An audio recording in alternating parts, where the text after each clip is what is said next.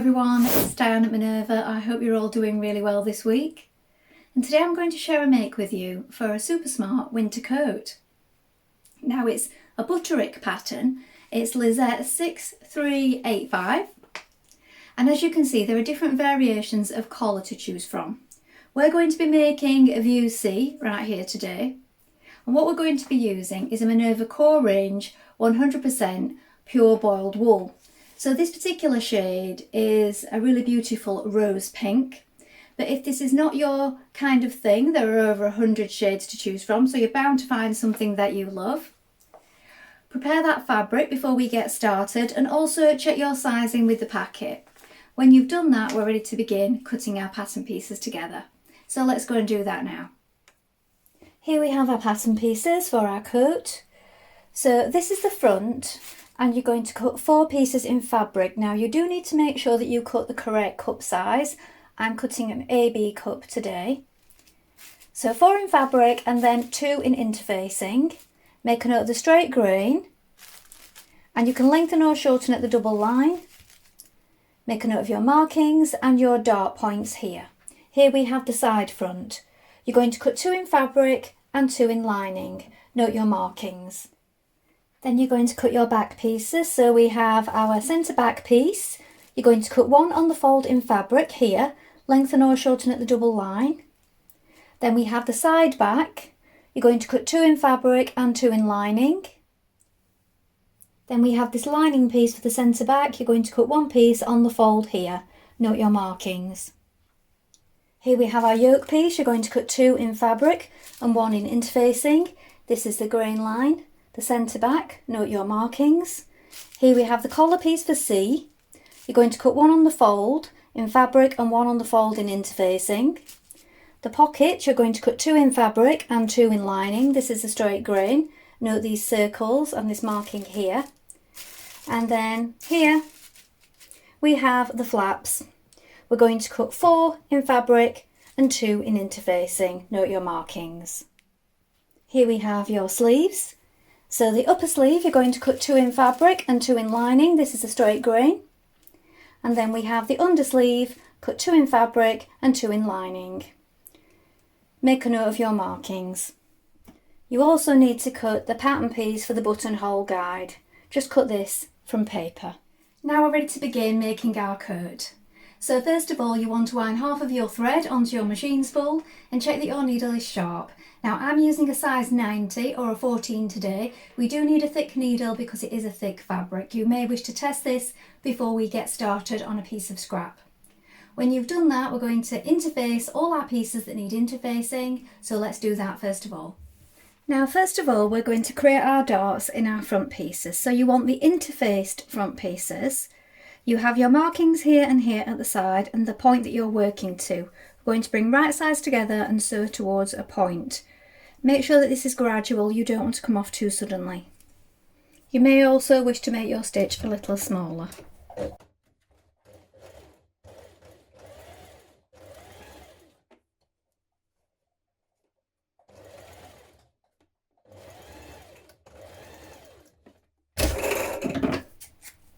Let your threads run free and knot them down towards the point. When you've done this, repeat these steps on the other side. Next, you're going to stay stitch between the notches here and here on the same panel. You're going to do this 1.3 centimetres from the raw edge.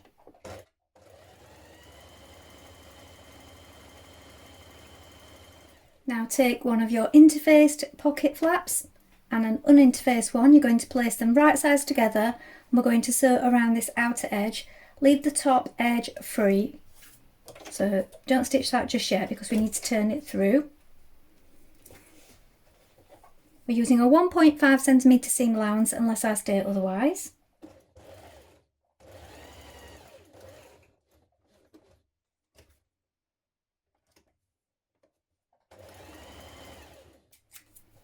Give it a trim and turn it through.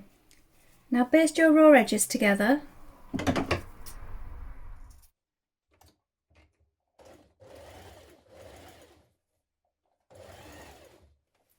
Now pin your front pocket flap to the front piece here at this side. So we have circles and also a notch. You need to make sure that these line up, pin it in place on both sides, and then we're going to baste it in position. You want to make sure that the interface side of the pocket flap is matching the right side of the fabric here.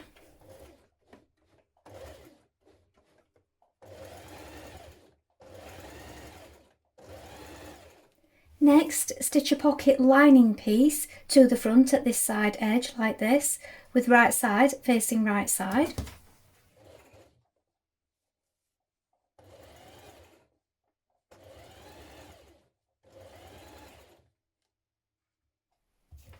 Stitch a fabric pocket section to the side front at the notch and circles here. Make sure that they match up. So we've got right sides facing, baste that in place on both sides.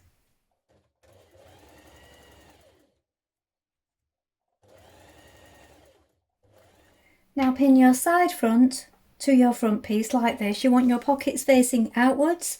We're going to stitch this seam together, but when we arrive at the pocket here, we're going to back tack and leave an opening here where the pocket is, and then continue at the bottom of the pocket, back tack again down to the bottom hem. We're going to do this on both sides, and then we're going to turn it through so that the pocket flap is facing upwards.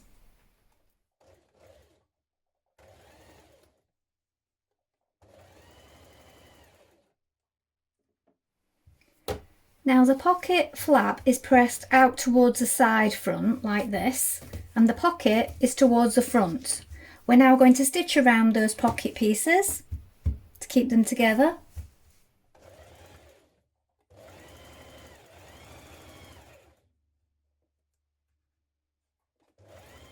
Now we're going to take our centre back panel and we're going to join our side back panels to it.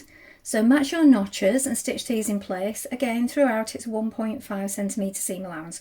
When you've done this, you can top stitch it down if you wish. I'm opting not to do it on these seams, but I will be doing it on the yoke. It is a very thick fabric, so you make the decision whether you want to top stitch all the seams yourself. It will of course depend on what kind of fabric you're using, but for this boiled wool, I'm going to do it on the yoke part here. So let's stitch those seams in place.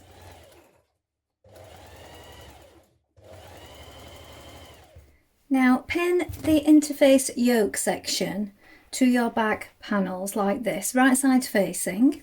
I'm going to stitch that in place.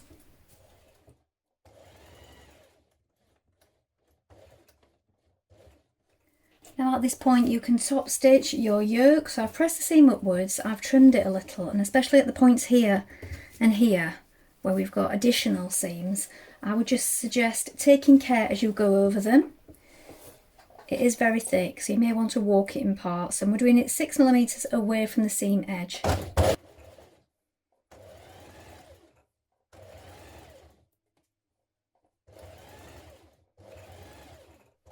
Now pin your front to your back at the shoulder seam here, and we're going to stitch this in place, then we're going to press the seam towards the yoke.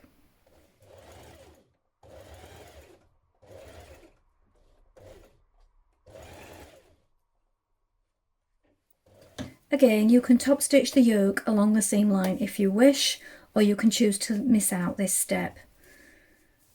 Now pin your front to your back at the side seams, and we're going to stitch this side seam in place. Make sure that you match your notches throughout.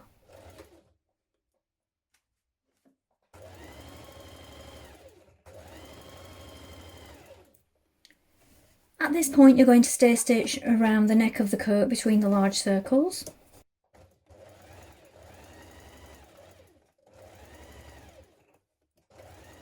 Now for your collar C, you're going to fold it on the fold line, right sides facing like this, and we're going to stitch up each side.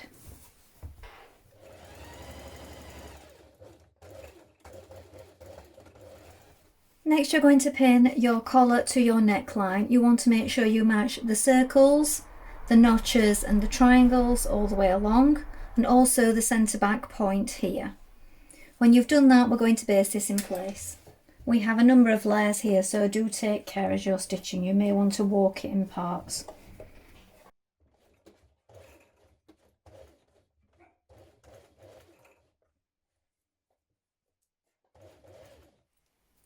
Now stitch undersleeve to upper sleeve with right sides facing like this and stitch this seam in place matching your markings.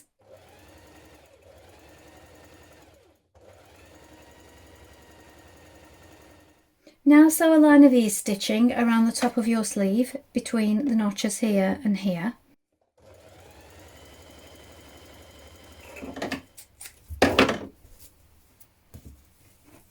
Next we're going to stitch our remaining seam in place, matching your notches.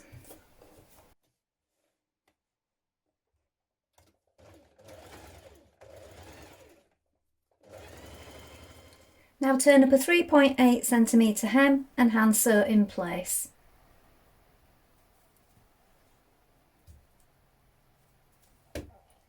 Now we're going to add in our sleeve. So you want to turn your sleeve the right way around. Then we're going to insert it into the armhole. Now your jacket or your coat is the wrong way around. And we want to make sure that we're matching the notches. So place your sleeve in the armhole. And you will find that you have the notches here that line up. And also on the other side. Just here, look, we have a notch or a marking if you've marked it with the pencil or chalk. And then we want to line up the one with the shoulder seam here with the centre one here.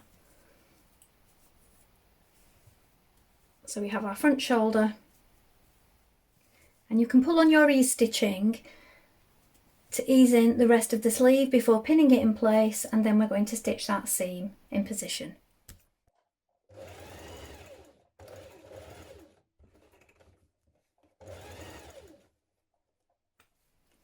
If you're adding shoulder pads to your coat, try on your coat now and tack them in on the inside like this.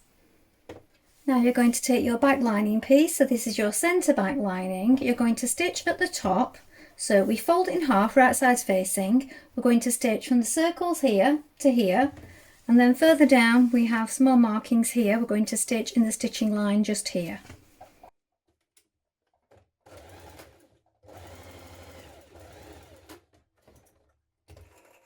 Now pin your side back lining to your back centre lining, right sides facing, and stitch this seam in place.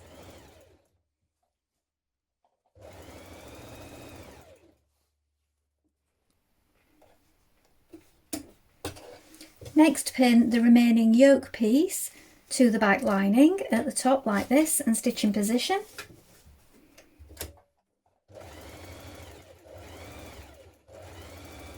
Now pin your front facing to your side front lining like this. You need to make sure that you've also got the dart stitched in position at this point also, and stitch that in place.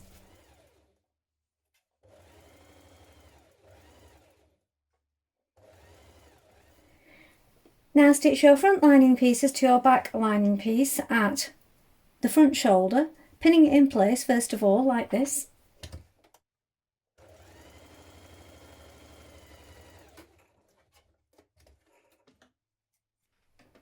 Now sew the front lining to the back lining at the side seams.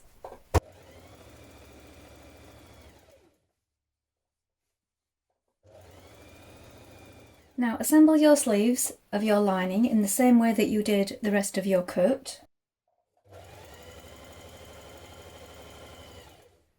Now set in your lining sleeves in the same way that you did to your coat, and now at this point we're going to pin the lining to the main coat. Now pin your lining to your coat matching your centre back, your shoulder points and your markings. You're going to pin it all the way down the front and also mark your hem at the bottom because we're going to be stitching across here. Stitch that in place now, but do be careful as this is very thick, so you may want to grade it, snip a little out where you can and walk it across because, as I said, it is very thick at this point where you're attaching all the layers at the neck. So do take your time.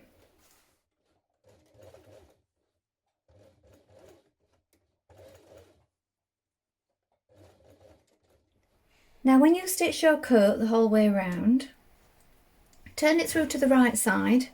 I've just pushed my lining down through my sleeve like this, so it's back to the wrong side in the sleeve. I've turned up and pressed the lining hem, and now I'm tacking it with hand stitches to the main coat like this. Do this on both sides.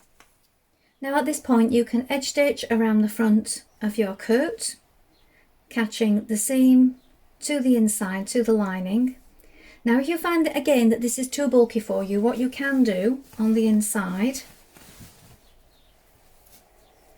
is you could stitch it down by hand with invisible stitches to the front, and that will keep the facing on the inside. So if you're finding it too bulky for your machine, do it with invisible hand stitches on the inside.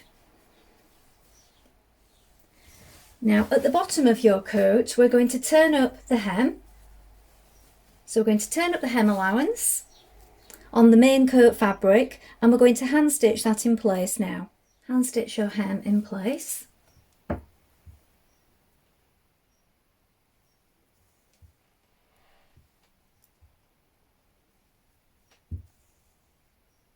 Now pin the bottom of your lining to your coat, so you press it up first of all and you're pinning it here at the top. Now you do this on that first marking at the bottom because the second one is where it's going to bag over. So just here at this point I've just tacked this in place to the coat where it's folded back. Just for now, that's going to be covered over. So if we fold this back and fold it under on the first mark there, and that's going to go to here, and as you can see we have this gap just here. That's going to be tacked in place after, so just leave that for now because that's where the lining is going to bag over. So you might want to just secure that with a pin just there. Now when you have it all pinned in place, we're going to slip stitch that lining to the coat the whole way along.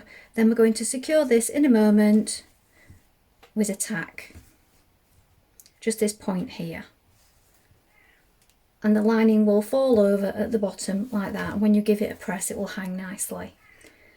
Now at this point, use your buttonhole guide to mark on your buttons and buttonholes. So we're placing the buttonholes on the right side. So this is the upper edge of the guide. Make sure that it's all lying straight, and I've marked mine with a pin like this. We're now going to create our buttonholes. Now we're going to add on our buttons. So I would suggest putting on the first one, button it up, and then mark the next one, and this way you will get them all even all the way down.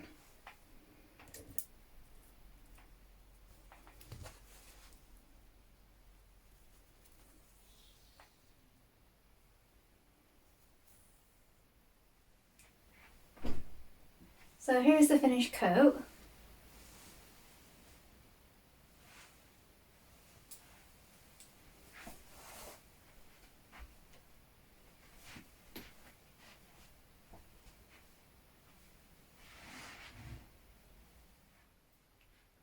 Well, I hope you've enjoyed sewing along with me today. Please let us know in the comments below if you've made this coat before, and remember to include any photographs. As you can see, we've done the same colour as the cover version right here, and I think it works really well, especially with the dark buttons. I look forward to seeing what you've made.